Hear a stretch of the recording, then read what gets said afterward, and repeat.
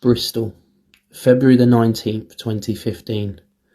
A quiet winter morning, and inside one family home, an unease that no one could name.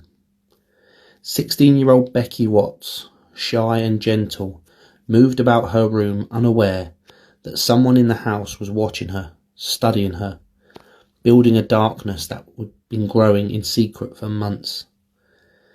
Becky had no idea she was in danger. How could she? The threat didn't come from a stranger. It came from someone inside her own family.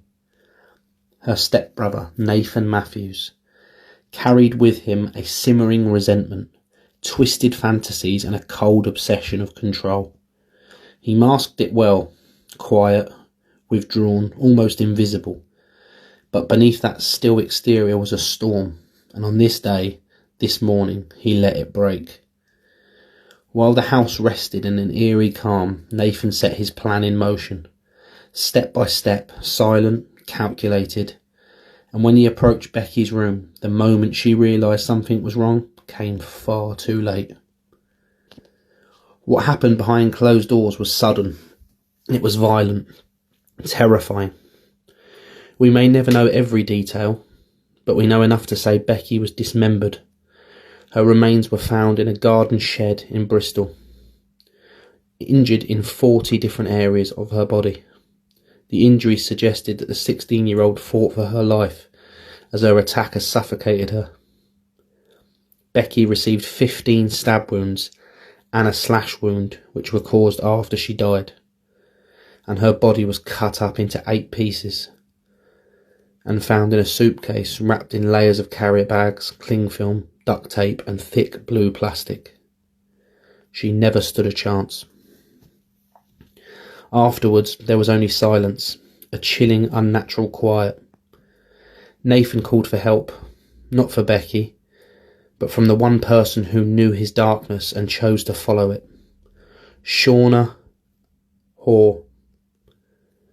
Together, they moved quickly, methodically.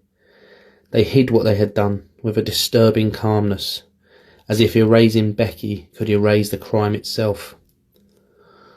While her family pieced together the goings-on and paced the house, calling her name, while friends sent messages that would never be answered, Nathan and Shauna carried out their plan with cold efficiency.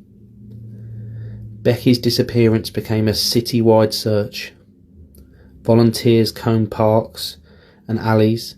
Police reviewed hours of CCTV, her face bright, smiling, hopeful, spread across Bristol like a plea for truth.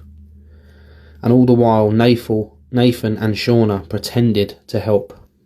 They smiled, they lied, they acted.